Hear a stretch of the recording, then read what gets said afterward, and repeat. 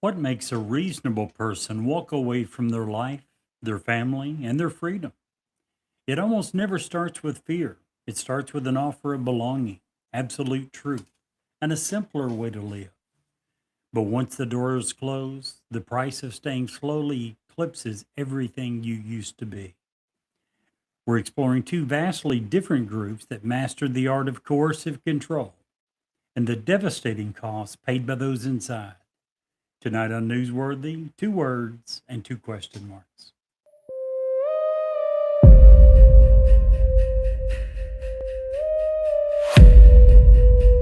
I'm Steve, and I've not seen a conspiracy that I don't like.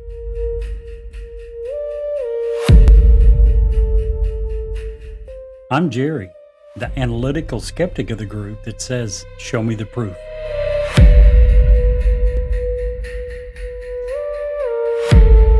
I'm Brett. I'm the mediator between the two elders and usually cast the deciding vote.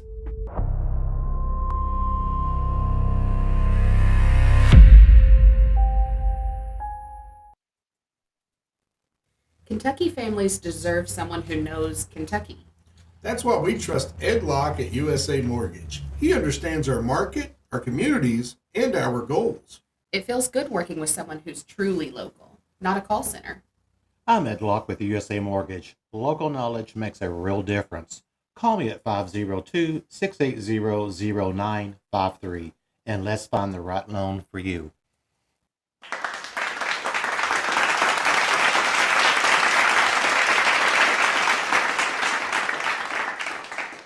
We're back, Jerry. We're back from Hocking Hills, Ohio. That we are. That was a fun trip. It was I agree. raining all around us. The night before the festival started, they got an inch and a half of rain right at the fairgrounds. But everybody who was there persevered. They got through it. It was a fine show, fine entertainment. And it was a fun time for us. We had a lot of, we got to interact with a lot of fun folks. That we do. Many stories that we're going to hear on Encounters. That's right. The one thing that I've noticed as we've gotten better at doing this podcast is we used to go to those festivals and we interviewed and recorded everybody. We've gotten very good at listening to people's stories and Being a little more selective. being more selective and understanding when someone really doesn't want to come online and we don't force them. You okay? I hope so. Okay, don't die. I'll try. Although I did do the fastest CPR class I've ever taken in my life today. So I'm good. I'm I good. don't know if I will be if it was the fastest one you've ever done. It's like when you do them every other year for 100 years, it becomes it becomes muscle memory at the point. Well, in case you need my assistance, I have done the CPR training as well. Good. If I'm not mistaken, my last one was like 45 years ago. I was 16 years old. So with So my, I'm a with dead my man. memory, you've got nothing to worry about. Well, what I will tell you is the one thing that changed from the last time I did it to this time was the fact that they said that you should definitely apply some sort of lipstick. So To yourself or it depends. okay. The main thing I remember about mine 45 years ago as a 16-year-old high school kid was three of the hottest girls in my high school was in the class with me. I remember them far more than any of the things I was taught. So, like I said, you've got nothing to worry about if you need my assistance. So I'm just dead. That's good to know. Yeah. I appreciate it. Your wife wants to make sure that you update the will before that happens. I'm just saying. Lordy be. Listen. Well, no, I'm not even going to tell that story.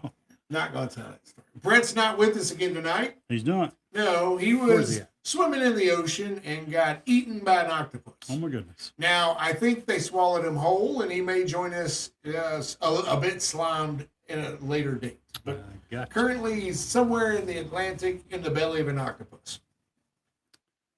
I had neglected to tell people where Brett was, and I You didn't have, want to do yes, you have been. that. I've got to agree. So, we got a cool show tonight. Okay. Kind of a hard show to talk about in a little ways. And a little bit different for us since we Yeah. left the true crime genre behind. Yeah, we don't do that a We whole lot don't do anymore. much of this type show. We decided that this one is macabre enough for us to revisit. Yeah. I think that's a good way of looking at it because, quite frankly, tonight's show for me, and before we went on live, we talked about it a little bit, and I really wanted to do.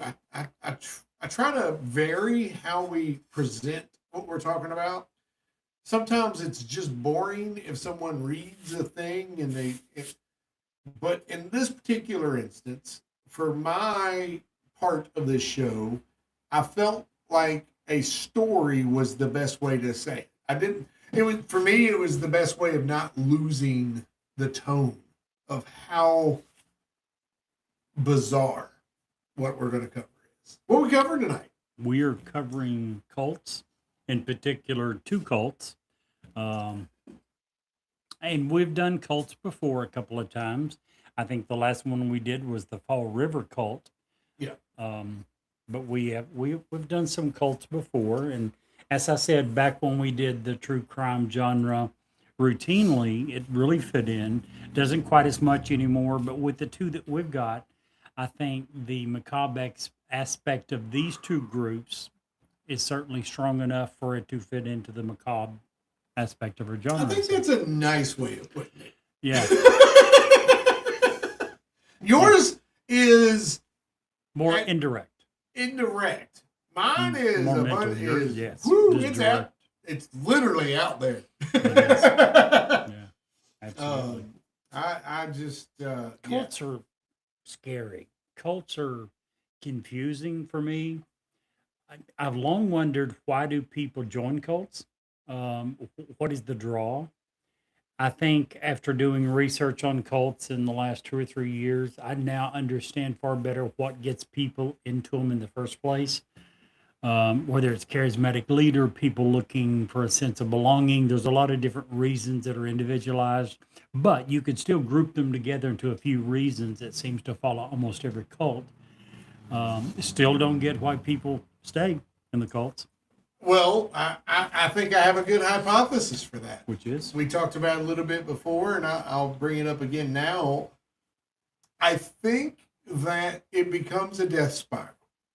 And what I mean by that, in today's world, we have so many people on the right or on the left in the United States anyway, politically, when they go on Facebook or Instagram or TikTok or X or whatever they go on to, they always want to see what their side is seeing, right or left.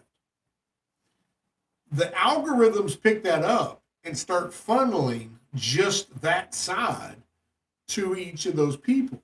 So if you're a Republican or you're right leaning, and that's what you want to, the algorithm surrounds you in that. And if you never see the other side, or you never see a neutral side, you start to think that that is the only right way. And you can't understand why anybody in the world has a different opinion than you, because these are the facts, and they're the facts that the algorithm has fed you. And that goes both ways. And I know you and I don't use and don't get into that a lot. We don't get into those partisan politics very much at all. I used to, but I have came way back the other way because I think it's a lot of hoo-ha and craziness. but it's that relates directly to cults. I think it does. No, I'm saying as it relates to cults.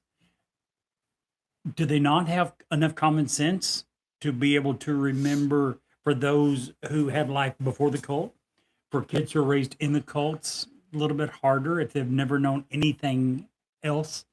But most of these cults do have some interaction with the outside world, that they can't look around and see that this is the only way to do things. Well, I think that the leadership and the structure, once you're in, you learn to see everyone else that you interact with as wrong. Well, you're not. For mine, I'm covering the Heaven's Gate cult. If you're not with them, then you're going to be left here when they go to the mothership. Well, I think that's to some degree every cult. Right. Well, that's what I'm saying. But that's part of what I'm saying. They don't have enough common sense to go, wait a minute. There's 100, there's 500, there's 5,000 of our group. There's billions of other people. We've got it 100% figured out, but the other 7.99999 billion are wrong. I mean, how egotistical can you be to think that your small group has got everything figured out, even though you're doing it so radically different from everyone else? Yeah. I also think that we're oversimplifying it from the sense that many different cults will have many different ways of trying to keep people hooked. No, I don't disagree with you at all. Don't disagree with you at all. With my group, which is the 12 tribes, a lot of it I think was financial. A lot of it was economic. I'll get into it more as we talk about it. But yeah, cults are very interesting to say the least, scary. Yeah, and here's how I look at this. And you're going to say, what?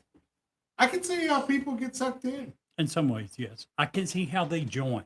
If now I am not a depressive person. I am a glass is not only half full, it's bubbling over kind of person. You know this about me. But I could see if I weren't, Yep. and I was alone, how a cult becomes a band of brothers.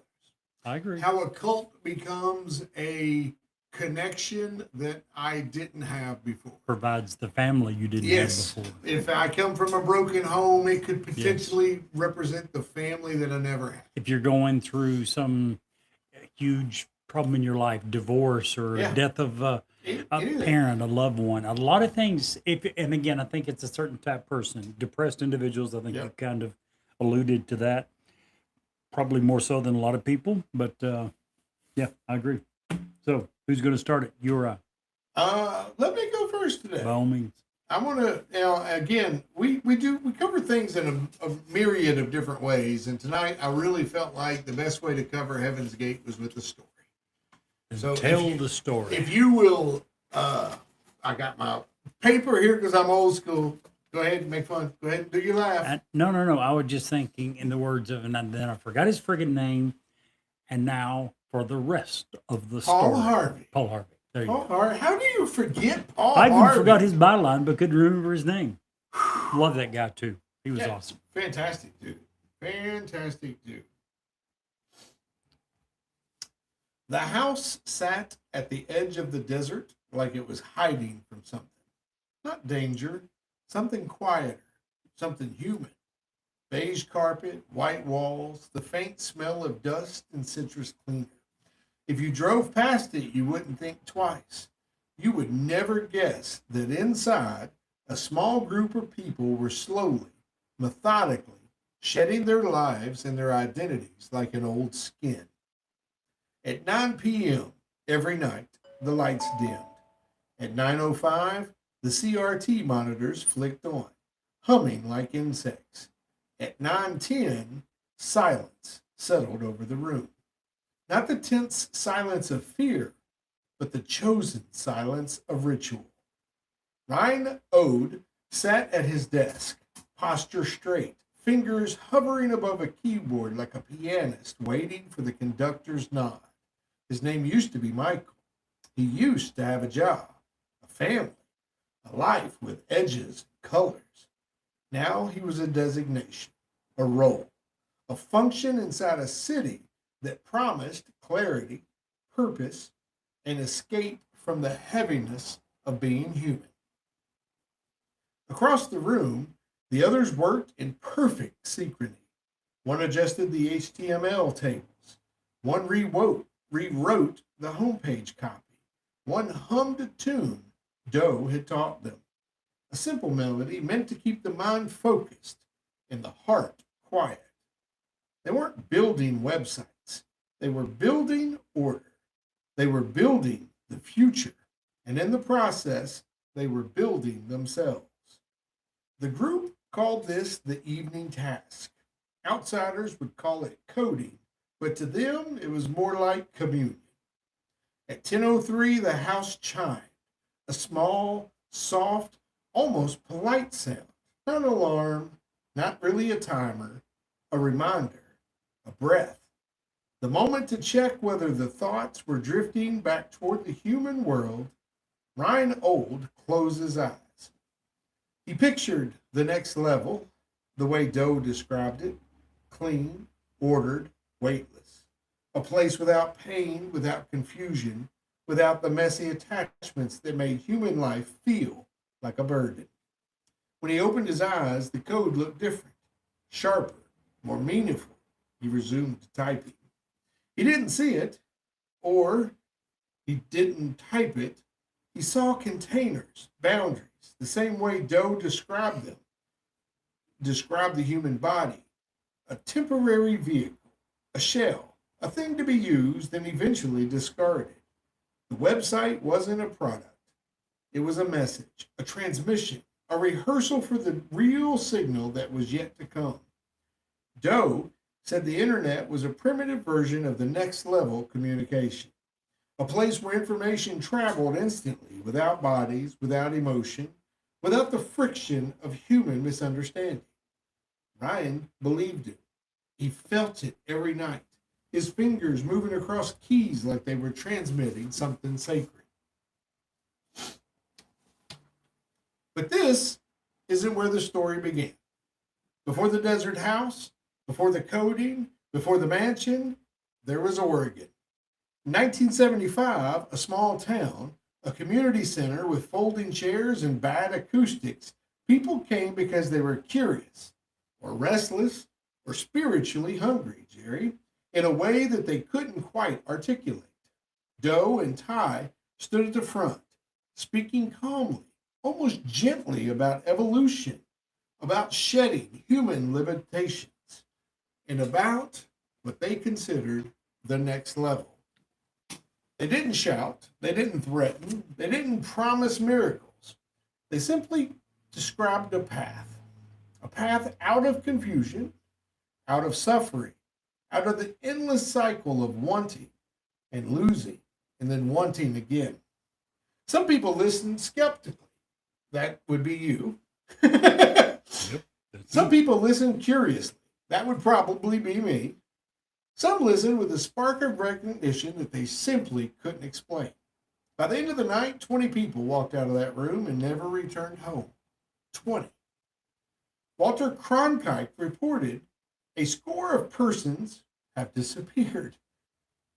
But inside the group, it didn't feel like disappearance. It felt like arrival. It felt like stepping into a world that finally, for the first time, made sense. For years, the group lived nomadically, practicing extreme reunification.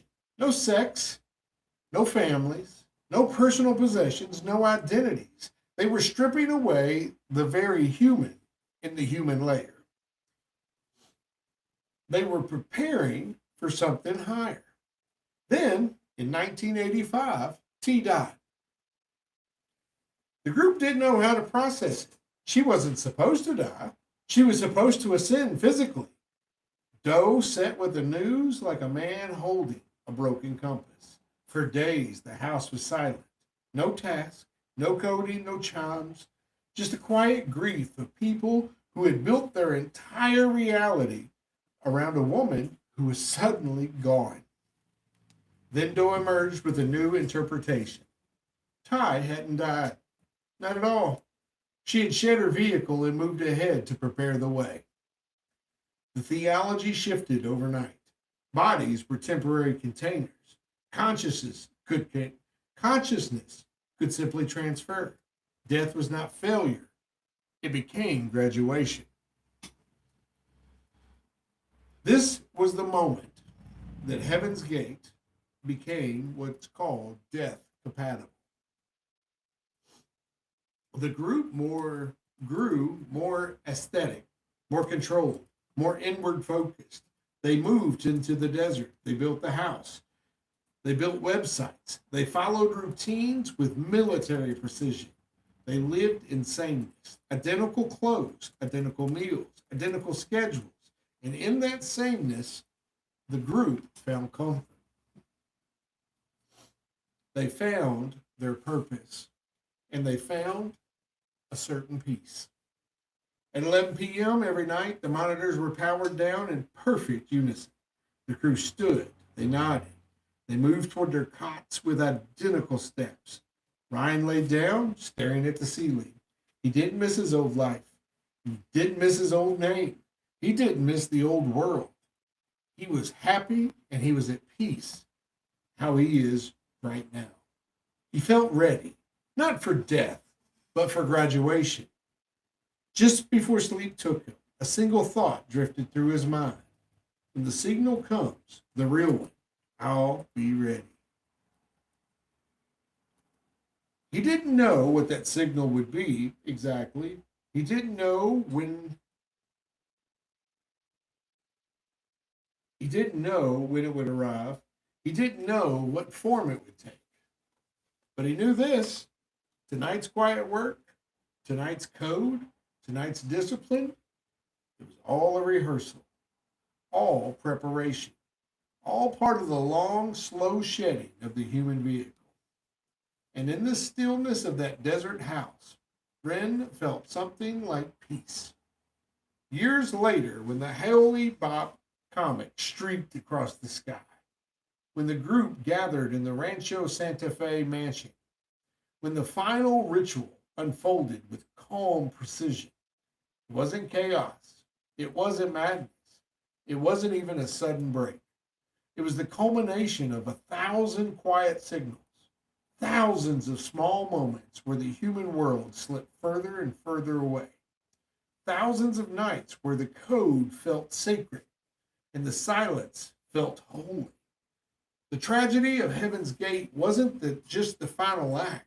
It was the years of quiet, structured, peaceful moments that made the final act feel like destiny. And that's where the part we rarely talk about.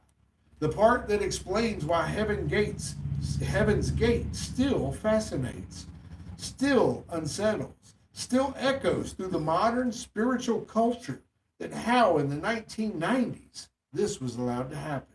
Not the comet, not the matching shoes, not the matching jumpsuits, and not even the headlines, but the quiet signal from a crazy, crazy situation. Yep. Heaven's Gate, folks. Crazy stuff.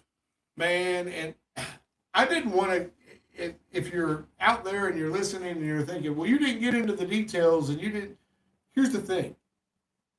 The details are the same as every cult that has committed mass suicide.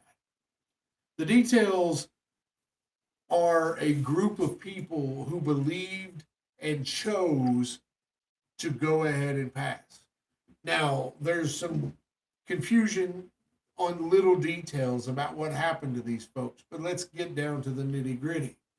When the time came for the Heaven's Gate folks and followers to ascend, they either had applesauce or pudding, chased it that was leaked with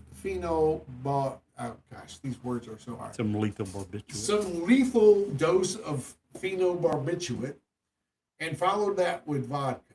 They went and laid down in their cots. They pulled a plastic bag over their head and a shroud over that. They crossed their arms and they went to sleep. That was what happened to Heaven's Gate. Now, there's a few open that didn't choose to do that, but continue to this day. You can pull up their website and check them out. That still run the website because they're sharing the message of ascension. But for the people that chose to ascend, that was how they were found. All of them. Question. In your research, did you figure out what about this comet event was enough to precipitate this mass suicide? What was it about this one that, okay, this is it. This is what we've been waiting for? You know, honestly, there's not been in my research, I could not find an absolute. I have a hypothesis. Which is? I think Doe was getting older and he thought that if we're going to do it, now's the time. Yeah, maybe. This might be my last chance for a cosmic event in my lifetime that we can make this happen. I had another question, which I think you answered pretty well. what little that I looked into it, I had a question about where they started, and their belief that the human body, was a vehicle that was going to simply take us to the next spaceport, whatever. Yeah. And once T died, how did that change the theology of the group? I thought you explained that well. Um, isn't it amazing with these cults when they have such crazy beliefs and then things in life happen like T's death and they have to drastically alter, but they'll find a way. They'll find a way to work it in, and it really doesn't change their It's change the it's path. spackling on a cracked wall. Pretty much. You know, they fill in a blank with whatever nonsense they can fill to keep that control.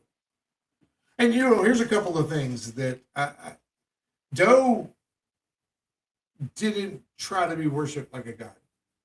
You know, they were ascending towards something else, and he Yeah. was leading them to that. He wasn't the final. But super when if you Google Heaven's Gate and you watch some of his speeches, his talks, so charismatic. So You almost have to be a cult but leader. here you can see the crazy in his eyes. I mean, literally, you can see it. I mean, I can. I'm sure you could too. That's almost the opposite of charismatic, though, right? Charismatic usually means someone who's friendly, outgoing, has charisma to the point you want to follow them. And now you're saying you can look into his eyes and see the craziness that almost makes Well- you want to back off. You can maybe, but some people would perceive that crazy as passion. Some people would see that crazy as love. Some people would see that crazy as I'm with you, depending on where they're at in their life. Yeah. 20 people from one little town. Yeah, I'm Picked good up with and that. went. Let's go. Let's do that. Yeah. It's Crazy crazy. stuff it is. Let's hear something from our crazy buddy Ed Locke. Okay. Buying a home shouldn't feel like wandering in the dark. You deserve a clear path from start to finish. That's why Stephen lays out every step and brings in Ed Locke to make the loan side just as clear. I'm Steve Lindsay with Heart of Kentucky Real Estate. My goal is simple: no confusion, no surprises, just a smooth path home. I'm Ed Locke with USA Mortgage. I'll walk you through the financing step by step so you'll always know what's coming next. Call me at 502-600-0550. Together, we'll make your path to a new home crystal clear. Jerry, when you told me the name of the thing you're covering tonight, Right. I'd never heard of it. Same. Until I And began to do research. didn't I know. was like, holy buckets, why have we never heard of this? I agree. And I mentioned that this episode was something we were going to do. And I have a good friend, I consider a good friend, who actually was in what some people would consider a modern day cult, some people consider it a religion. And I've invited him to come on for an Encounters episode. I don't know if he will. It is a very personal thing when you're Sure. associated with Would some have of to this be. stuff. But if he chooses to, I'll be excited to announce when that happens. Absolutely. But I don't want to take up any more of your time. Jerry, tell us all about the 12 tribes. Absolutely. Before I do you remember 2, 3, 4 years ago, you and I don't even remember why, we were in Shelbyville and we stopped at a little diner. What was the name of that place? The diner? On Main Street. Yeah, in yeah. Shelbyville. The bakery, you mean? Okay. Yeah, right, McKinley's not a- Bakery. Bakery. Little Okay. sandwich shop. McKinley's Bakery. And we love that place. Yeah. There's a different bakeries now that have the name bakery, but they're basically sandwich shops. The one here in town, very much the same way. When you go into these places that are like that one, McKinley's Bakery, that, excuse me, have really good food. A lot of them have a lot of things in common. Warm, rustic cafe, oftentimes old wooden beams, not some newer aesthetical look, homemade bread, soft lighting, nice, friendly staff smiling at you like people you've known for years. It can feel very peaceful, almost idyllic. Place where I would say, like, maybe where time feels like it's slowed down, almost stopped. I would say Amanda's carry-out is like that too. Okay, In a lot there of you ways. Yep. go. Shout out to Amanda's if you're ever in Lawrenceburg. Go check it out. There you go. There's another place that fits all that. It's called the Yellow Deli. You ever been to one? Nope. They have a few of them in Tennessee, and they're in different states around the United States or different countries around the world. What was the name again? Yellow Deli. Yellow. They are ran by this group. Now, in this case, behind that warmth, behind the fresh bread, behind the friendly faces, there's a world that most customers are never going to see. And that world is what we're going to talk about tonight. A world of extremely strict discipline, authoritarian leadership, forced labor, even child abuse, What? forced social isolation for many members. A world that's built on communal living, strict obedience, apocalyptic prophecy, and a belief that they and only they are the true chosen people that are preparing for the end of times. I'm talking about the 12 tribes, a group that hides in plain sight. They blend hospitality with high control theology. And if you've ever eaten at one of their yellow delis, you've already stepped into their world, whether you realized it or not. Now, the yellow deli, or the 12 tribes, they began in the early 1970s, right in the middle of the Jesus movement. If you aren't familiar with the Jesus movement, it was a major Christian youth revival that began on the west coast of the United States in the late 60s and early 70s. It merged elements of the hippie counterculture with conservative evangelical Christianity and gave participants the nickname Jesus Freaks. We probably all heard someone call that.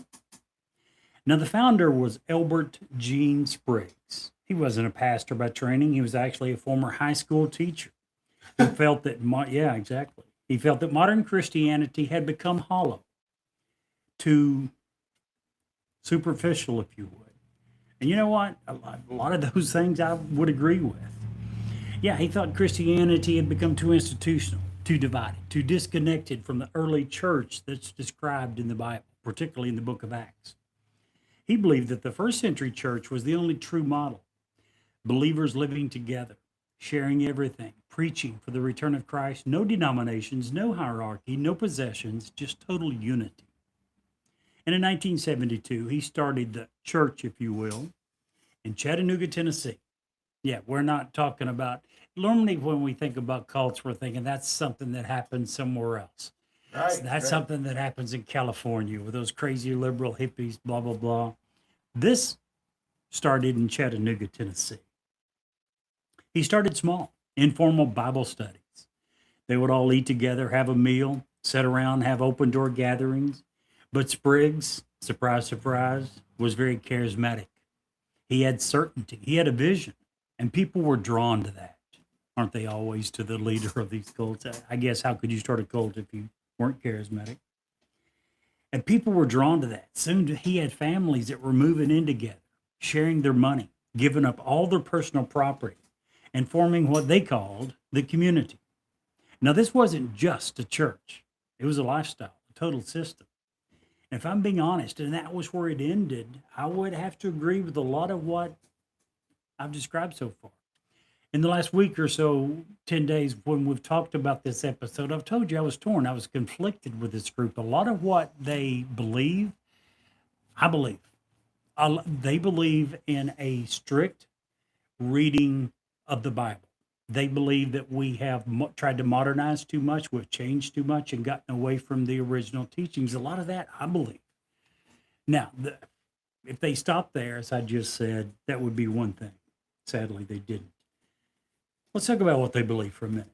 The 12 tribes theology is very intense. They believe that the world is corrupted beyond repair, and only their community represents the true Israel, the people that God will use to usher in his kingdom.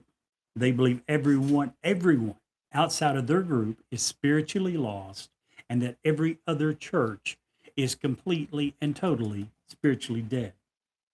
Salvation, in their view, isn't about faith alone.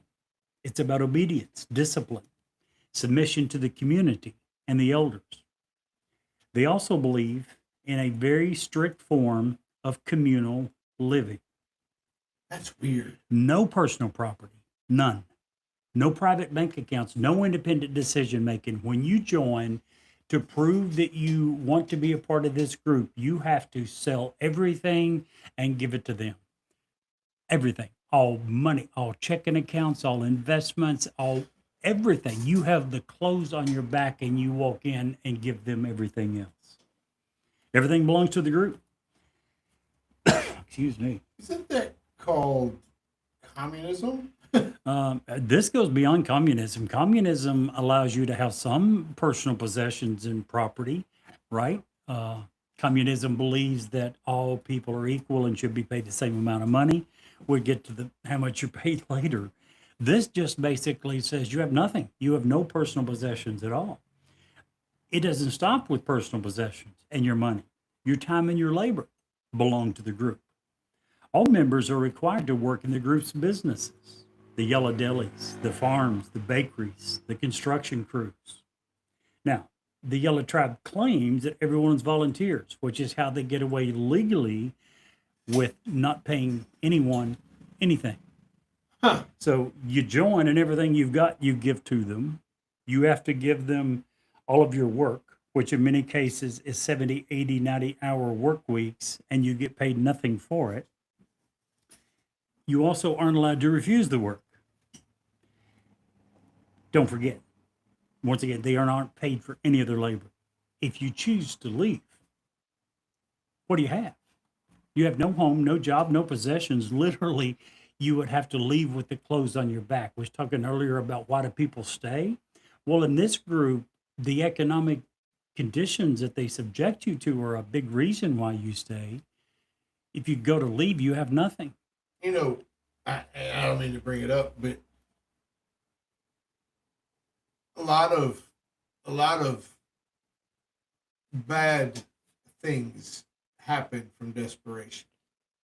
When you take Absolutely. everything away from somebody, it makes it very tough to separate, to Sure. leave.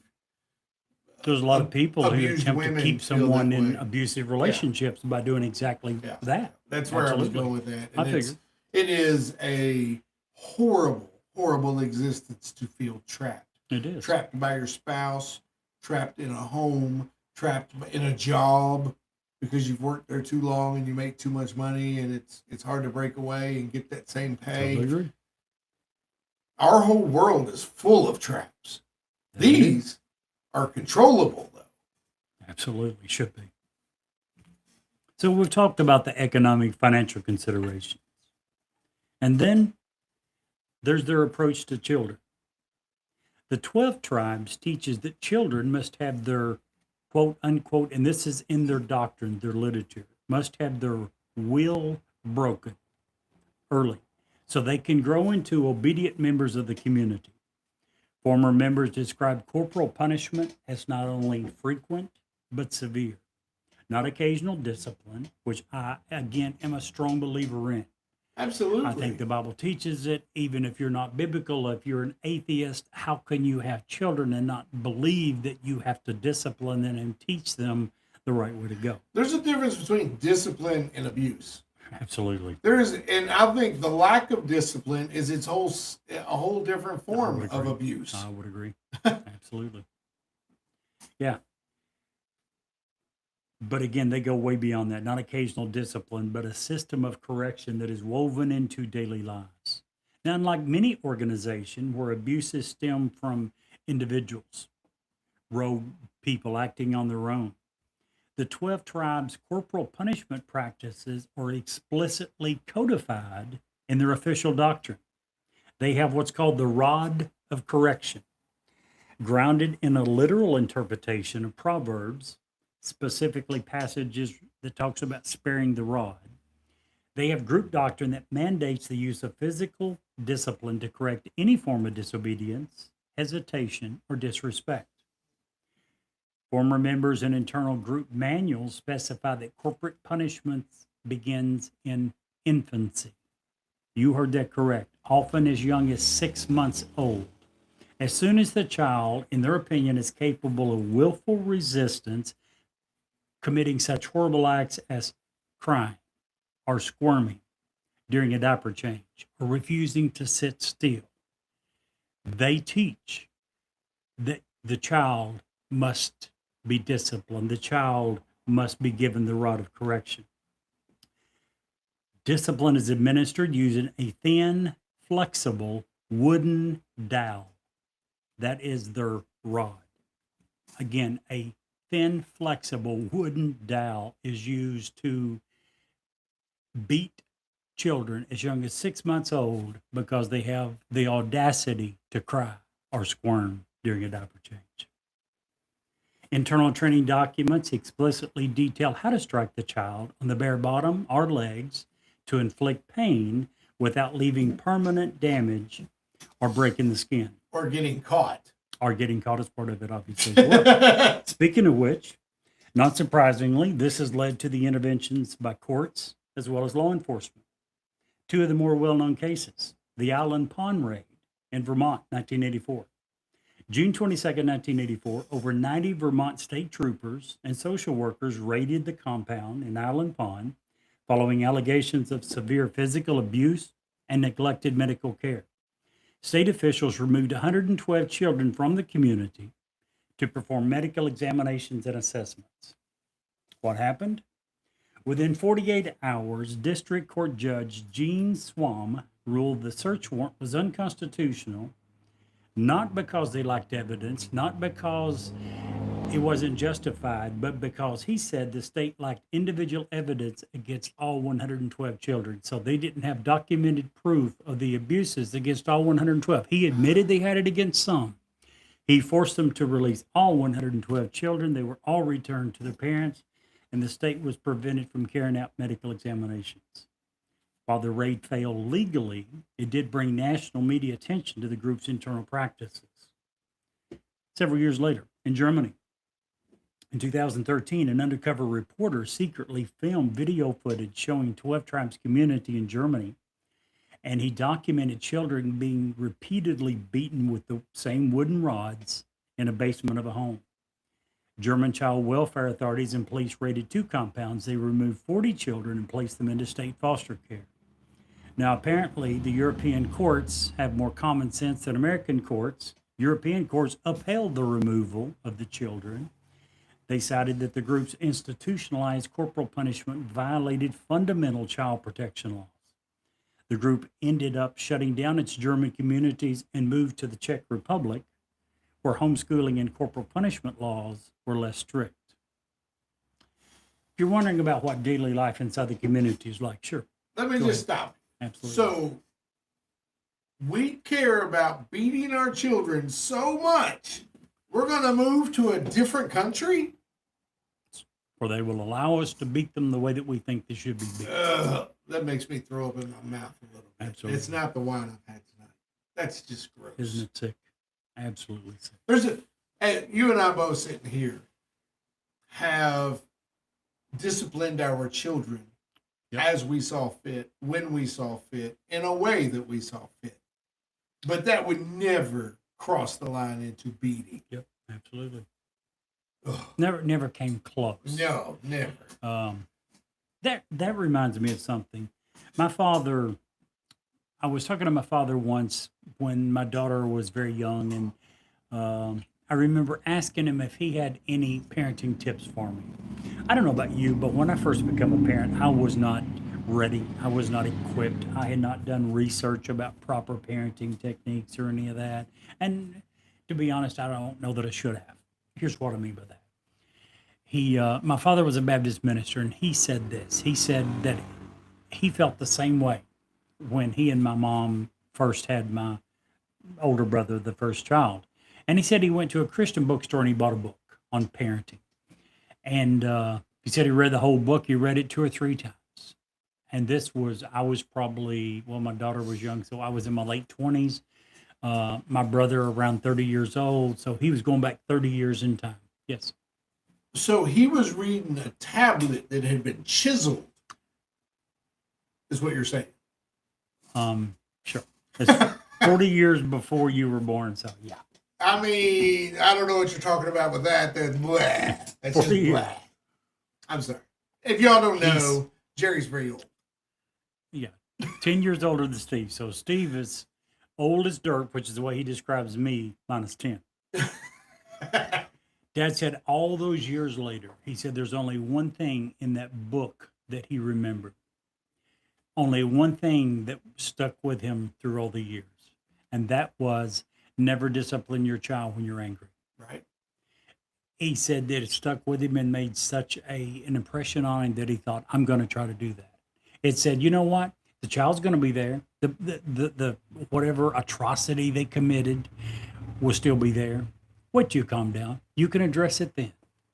And he said that was the one thing that 30 years later he remembered. Yep. And I remember thinking that's great advice, and I tried to take it. I, like my father, I asked my father, do you think you did that? Did you accomplish it? He laughed and said, not even close. There was times I did. He said, but I don't think I ever went across the line into abuse. He said, but first of all, I was cognizant of the fact that this could be a problem. Right. He said, I think that alone helps dramatically. And Yeah. I 100% agree.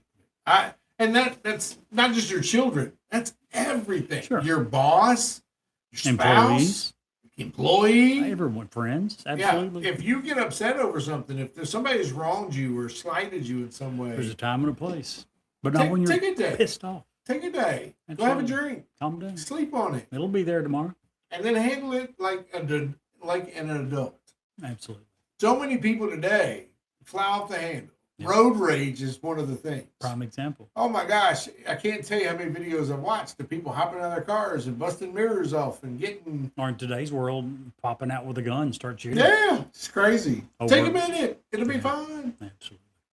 There is That's nothing worth. There's one thing in this world worth going to jail over. One. Don't touch my grandbabies. Yeah. Me, you go fight. And jail is a lot less for me as old as I am now. There you go. I'm just saying. Anywho, sorry, Jerry. Daily. Hey, while we have a little break, do you care if I give a couple of shout outs? No, go ahead. I just wanted to shout out a couple of places that we met over the weekend. We went to the Hocking Hills Bigfoot Festival. One of the groups that we met there is one of my personal favorite booths. We see them at multiple festivals. It's the P House Games. If you like board games with a kooky or a weird bent, P House Games is the place to go. I've gotten several games from them. They sell dice. They sell all kinds of stuff. Check those folks out. It's just a man and a woman who are trying their best to enlighten the world with some games. They are awesome people to talk to. They're awesome people to have conversations with, and their games are solid. Love them. Check them out. Just go to their website, P House Games. Also met a couple of guys who had just started a brand new coffee company out of Ohio called Moonville Coffee Company. It is brewed, packaged, and shipped from Southern Ohio. Great coffee. Check it out. Go to their website, Moonhouse Coffee Company. Check them out. We don't get paid for these advertisements. I believe in these companies. I like them. I want you to check them out and enjoy them. So check those guys out. Sorry, Jerry. Didn't mean to. I would like to call out one more group Sure. that we saw last year or year before last year. We interviewed them, the RIM group. Oh, yeah, yeah. We saw them, talked to them again this year. Last year, we interviewed them. The RIM group is a group that is dedicated to helping those with disabilities. And what they're trying to do is to help keep them at home. Instead of putting them in a group home somewhere, Yeah. they have found out that it is far, far cheaper. And they believe, and I would tend to agree, it is usually far better to keep them in the home that they grew up in with their family and loved Yeah. ones, and they try to help support and make that possible. An absolutely fantastic group of people. That's REM. REM group. I don't know how wide of an area they cover. I don't think they're down in Kentucky. They are in Central Ohio. Love the group. The people that we've met are fantastic. I love everything about the group. Yeah, we were Jerry's memory and my memory. You can tell the difference in 10 years. I was like, I think that's The same Ben. person. And he's like, no, No, that you ain't didn't take Ben. Ben. You I said the said same Mike. person. I, You didn't remember the name. Okay, fair. I said we saw them setting up the Yeah, tent. We yeah. saw the name. I was like, we interviewed those guys. And you said, Yeah. I think that's the same person we Yeah, interviewed. And I it said, was. I don't think so.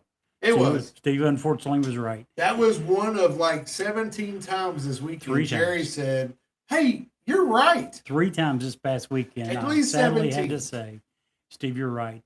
Now, the truly sad part is we've known each other for how long? How many years? 30 some. Yeah, over 35 years. 3 times this past weekend, I had to say, and I did. When I knew I was wrong, I said, "Steve, you're absolutely correct." But that was only a total of 5 times in 35 years that's ever happened. So yes, very rare that What are you happens. talking about? It's a Um, daily occurrence. never. It's so rare that when he was talking to his daughter, I got his daughter on the phone, and she thought the apocalypse. She was heading to the basement. Exactly. It's so rare for Steve. That's my whole point. It's so rare for Steve to be right and me wrong. Thank you for backing me up. Anyway, we're back to I will always give you props, my guy. Always. absolutely. If you need somebody to bring receipts, Jerry is the man to bring receipts. There you go. How about it? Absolutely. He's blushing, I think. I can't. I will argue with say, that. before we came online, you did say I was pretty. I just want everybody I never to know. said anything. Actually, we have that recorded. Would you like me to play back what I said? No. What I actually said was you're ugly. No. But slightly that's less. not what- It's exactly what I said. I said you're ugly, but slightly less ugly than Let's go back to the 12 tribes, Let's shall go. we? Let's go back to daily life inside the community. Please. For 'cause those that's that creepy live- as junk. It is. For those that live inside the 12 tribes, their daily life is structured from morning to night. Communal meals, assigned labor, worship gathering, scripture study, childcare, farm work, business operations, everything, literally everything is done together. Everything is overseen by the elders. Gender roles are very strict. Men lead, women cook, clean, care for children. Marriage is either arranged or at least approved by leadership, otherwise, it can't happen. Personal autonomy is minimal if it exists. Members work in the group's businesses. Again, they have no choice in this matter. They work in the group's businesses, the farms, the construction crews, and as we've mentioned, the Yellow Deli cafes. These cafes are intentionally very warm and inviting. They're designed to draw people in. Now, they're not used to recruit them immediately. It's not like if you go in and have a sandwich, they're going to, try to get you to join. But what they are used for is to create curiosity, to make you wonder why everyone seems so peaceful, so content, so unified. And that's their hook. The 12 tribes don't recruit aggressively. They recruit through hospitality. Summary of their controversies, if you will. Child labor. Children have been found working in the group's businesses, baking, farming, assembling products, sometimes in violation of labor laws. Again, this is forced labor. This is often 10 to 12, 13-hour days labor, of which they are never paid. Child discipline, we talked about that. Former members described the harsh corporal punishment with the wooden dowel rods. Medical care. Some communities discourage, often prohibit modern medicine, relying instead on prayer, natural remedies. Members are discouraged from outside friendships, a form of isolation. They're not allowed to have any media, any independent thinking. Oh, I don't know if I mentioned earlier, no radio, no television, no newspapers, no outside interference. They're afraid you might find out what is going on in the world. Law enforcement has investigated them multiple times in the United States, Canada, Germany, Australia. But again, the group is very decentralized and often cooperative on the surface, at least, to these investigations, and cases are hard to pursue. Now, the 12 tribes, in case you haven't gathered, it isn't just an American phenomenon. They have communities in Canada, Australia, Germany, Argentina, the United Kingdom, Brazil, Spain. Their Yellow Deli cafes are often the public face, the warm, rustic, inviting, and intentionally designed to feel like a refuge from the modern world. Yes. I was just going to say, I looked them up. They have cafes all over the United States, They do. all around the edges. Washington, looks like Oregon, California, Chicago, all up in the Northeast, all down in Florida, in Argentina, like you just said, Brazil, England, it looks like, and Spain. It's worldwide. Wow. A lot of countries they're in. They're not in Kentucky, No. but again, we have, I think, 3 in the state of Tennessee. So they're certainly very close by. Sorry, and you go to their website and the food looks good. It looks very inviting, like you were saying. I'm didn't- sure the food is good. Yeah. I'm sure I would enjoy the meal. Though I will never eat there because I do not wish to support a Right. group like this. No, I agree. But I'll bet the food would be very good. Yeah. I'll bet- I didn't bet it mean to interrupt, but that No. was, Thanks. wow. Let's talk for a minute about why people join. And we talked about your group and we talked about cults in general. And I don't know that this one's any different. I think they joined this group because they're offering community, purpose, certainty, a structure in life, a sense of belonging. I think that's probably true for most cults. People who join probably don't feel like they belong, that they're looking for that. This group provides a clear worldview. If you're going through a crisis, a divorce, addiction, drugs, alcohol, maybe you're lonely, maybe you're searching spiritually, the 12 tribes can often feel like a lifeline. Once you're in, the structure makes it very hard to leave. Again, we talked about it. Your job, your home, all your possessions, everything belongs to this group. Your friends, your relationships, it's all tied up with this group. So it's very hard to walk away from it. When you lose, if you leave, you're losing everything. It's not like leaving a job for another job. In this case, you leave this job, you're losing everything. Now, let's look at the big picture for a minute. The 12 tribes is not the most violent cult. They're not the most apocalyptic. They're not even the most bizarre.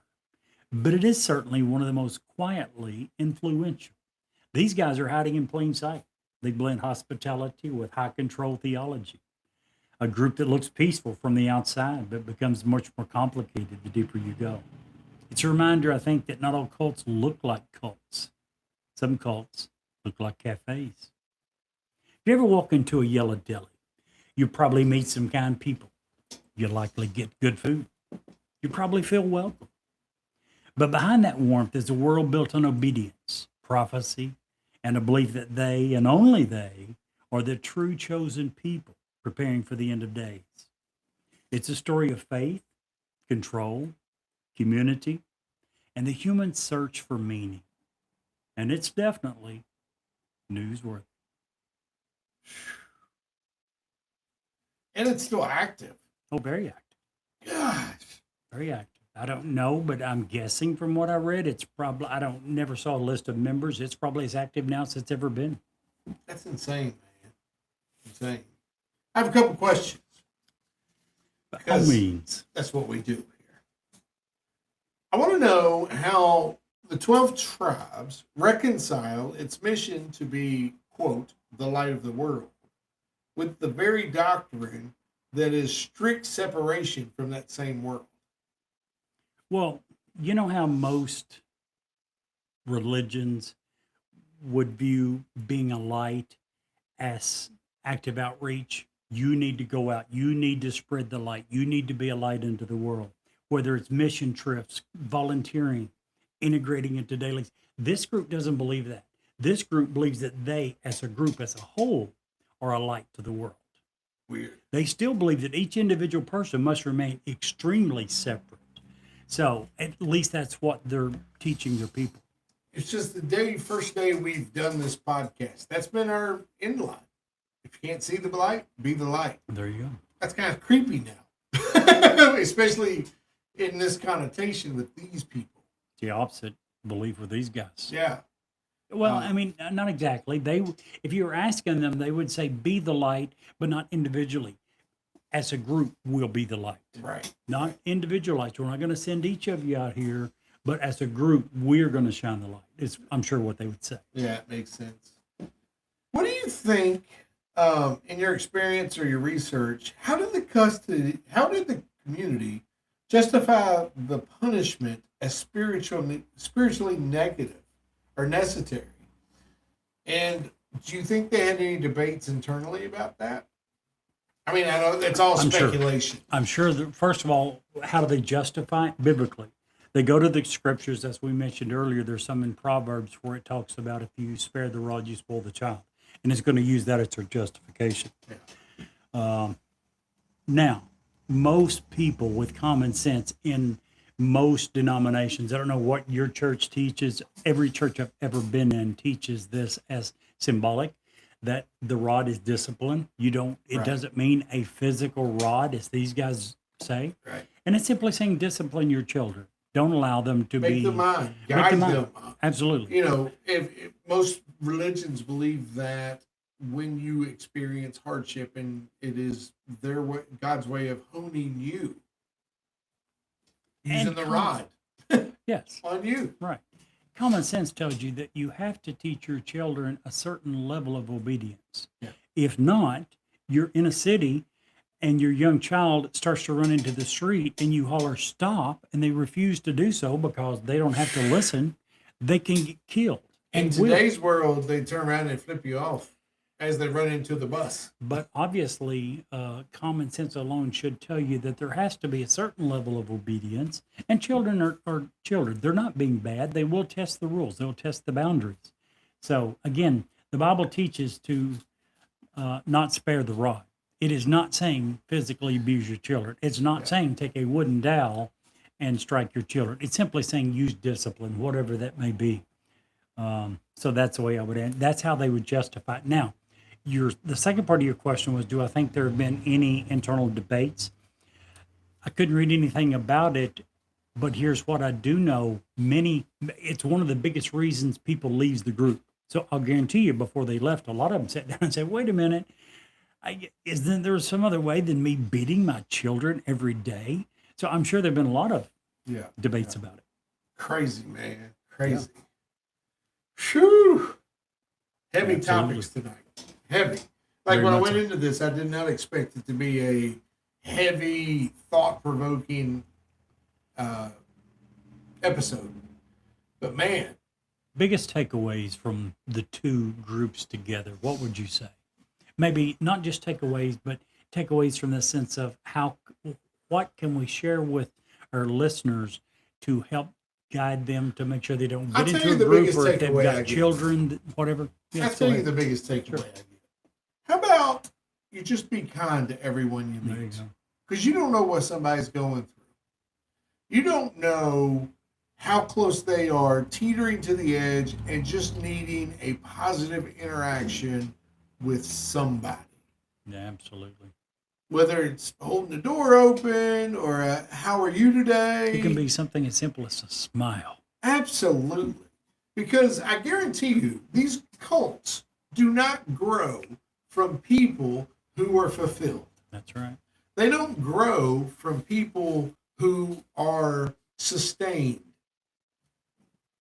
They just don't. Completely agree. So how about my takeaway is, and I know I am a cup running over positive kind of person. Always have been, probably always will be. Have my days like everybody else, but I really do try to be a positive person. So I know. I also know that it is very, very hard for some people to do that. Yep. But guess what? If you know it's very hard for you to do it, then it's correctable. That it is okay to force a smile to the little person in the drive-through that you're going through that just gave you a nice hot coffee. Yep. You know, you never know what people are going through. Very That's true. my take. That's my biggest takeaway from this. These cults can't exist if people are fulfilled and are engaged elsewhere. I agree. We talked a lot about people looking for belonging. They would have way more sense of belonging if we're all nicer to each other and they didn't have to go searching for something like this to find it.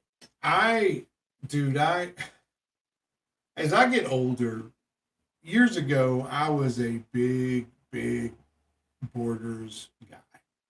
Borders? Yeah. Oh, I got Yeah. you. I got you. Our country's borders, your country's borders, your state's borders.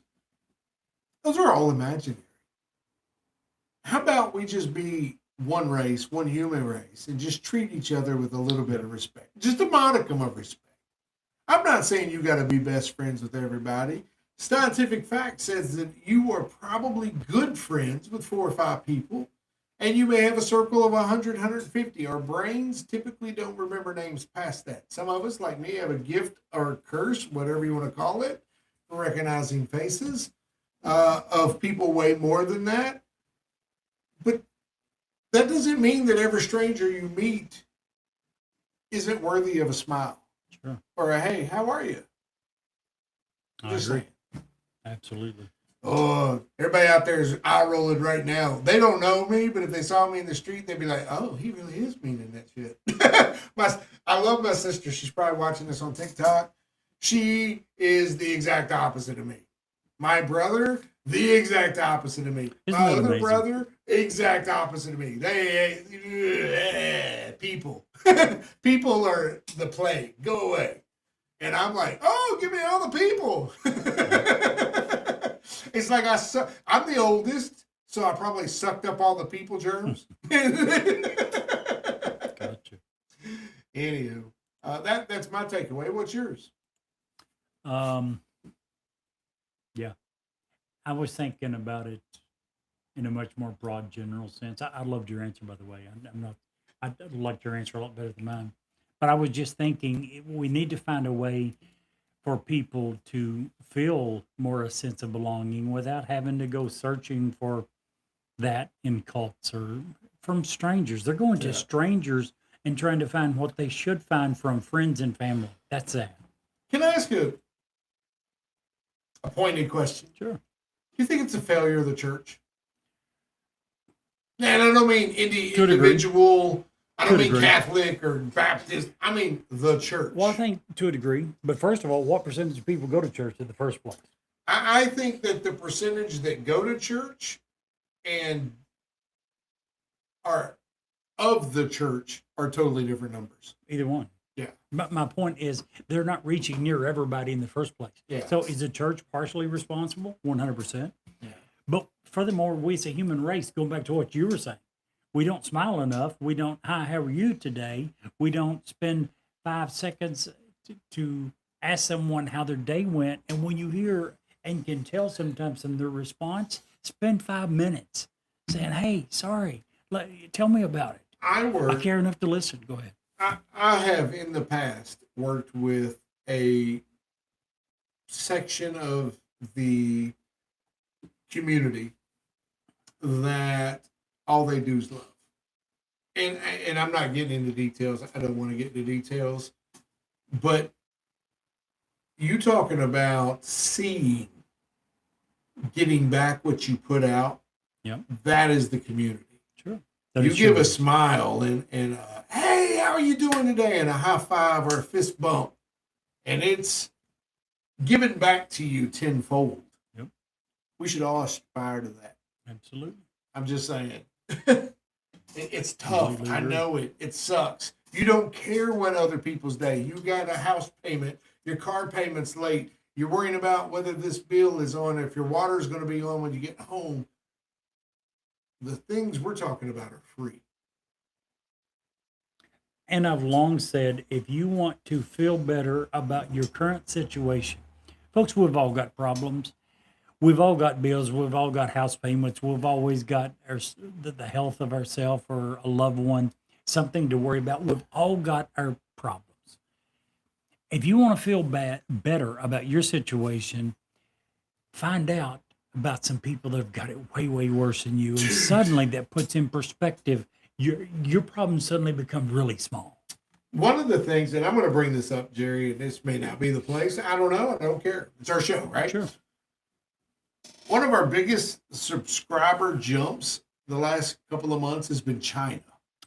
Weirdly enough, China. Yep. I saw a report the other day, a vlogger, and folks, these guys are awesome. These independent journalists, they do more journaling than any of the big stations you see on TV anymore. This young man had went to China, to Hong Kong, Hong Kong is a spot where in the world, it's one of the only few places that rival the cost of living of New York City. I think it's far more expensive, is Yes. it not? It is. And many of these people have all they have is the ability to pay for a coffin sized apartment with a communal bathroom, a communal shower, and literally a little like in America, we would consider that like a college refrigerator door. That's how they get into their little apartment. They can't stand up. They can lay down. It's basically the size of a coffin. And they're paying $300, $400, $500 a month for this, getting eaten up with bed bugs and roaches and everything that they need. If they want to cook, they have to go to the bathroom to cook. Sad. All I can think about is no matter what your situation is, there is somebody else who is, you are living their dream. Yep. Period. Period. But we often are so tied up in our lives that We we get- don't take 2 seconds to even realize how fortunate we are. Dude, there are so many reasons we should all give thanks for who we are, how we were born, because it doesn't matter how poor you are, what your situation is, there is somebody that you right now are living their dream.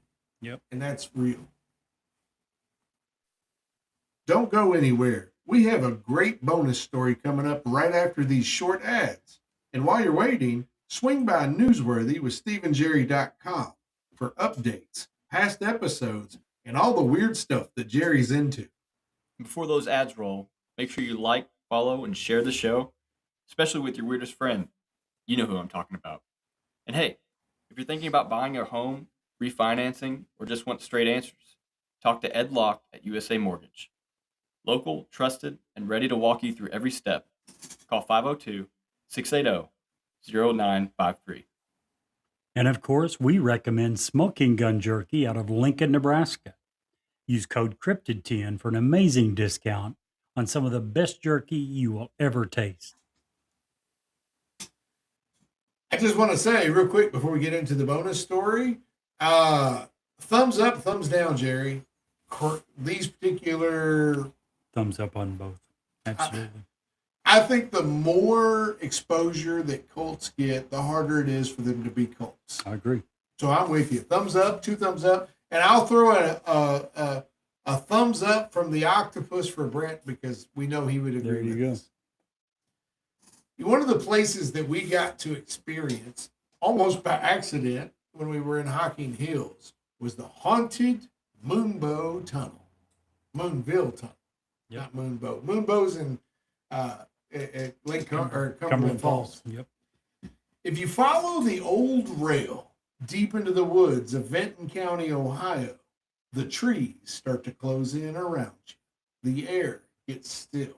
And then, almost without warning, the forest opens into a clearing where a long brick tunnel cuts straight through the hillside. Black, cold, and echoing like it's breathing. Not only that, it has an absolute ton of graffiti. That's the Moonville Tunnel.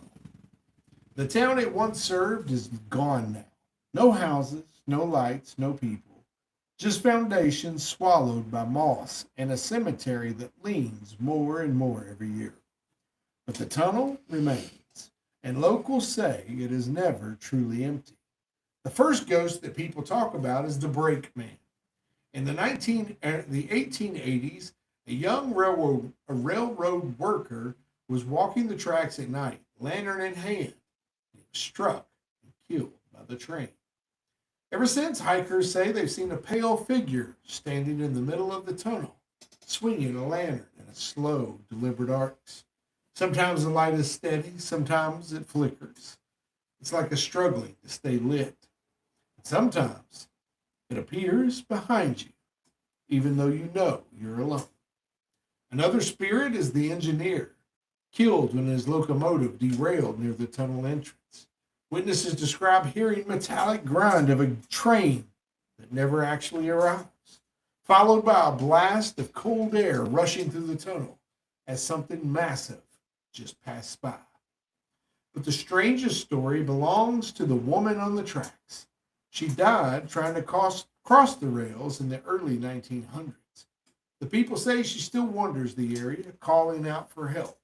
Her voice is faint, almost a whisper, but hikers swear it echoes off the tunnel walls even when the wind is still dead.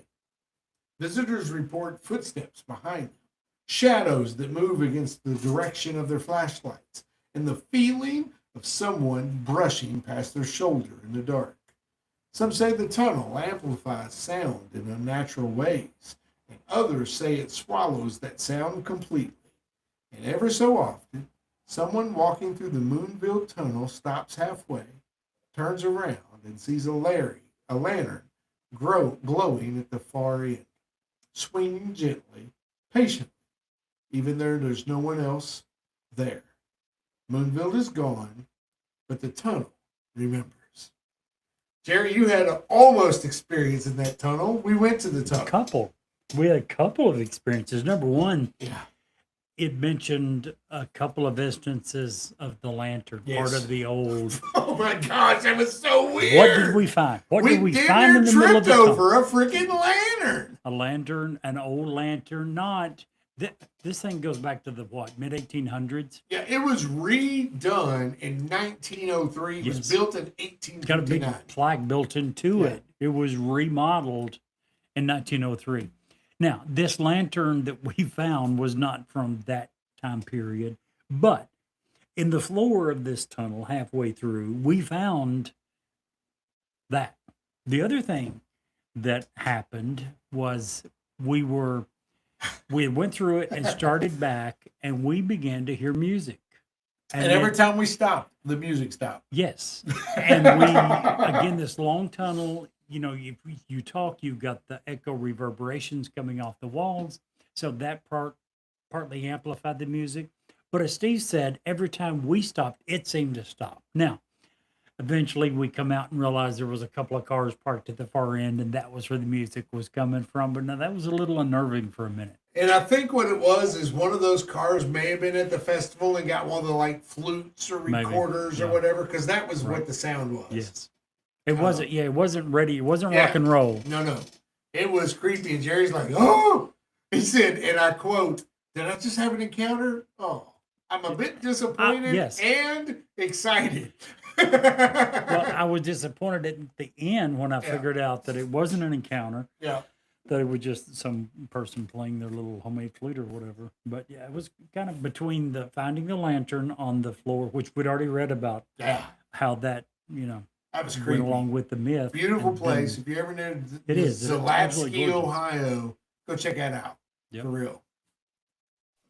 It takes a community to protect our most vulnerable from human trafficking. If you see something, say something. Call the National Human Trafficking Hotline at 1-888-373-7888.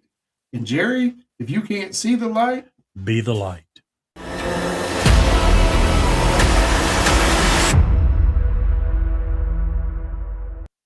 we asked Ed Locke what we should do before buying a home. He said, do check your credit, do save for a down payment, don't open new debt, and don't ignore your budget. Simple steps, but they made all the difference when we applied. Ed's guidance turned confusion into confidence. Hi, I am Ed Locke with USA Mortgage. Follow the right do's and don'ts, and you'll be ready for home ownership. Call me today at 502-680-0953. NMLS ID 448908, DAS Acquisition Company, LLC, doing business as USA Mortgage, NMLS ID 227262. This is not a commitment to lend. Additional terms and conditions apply.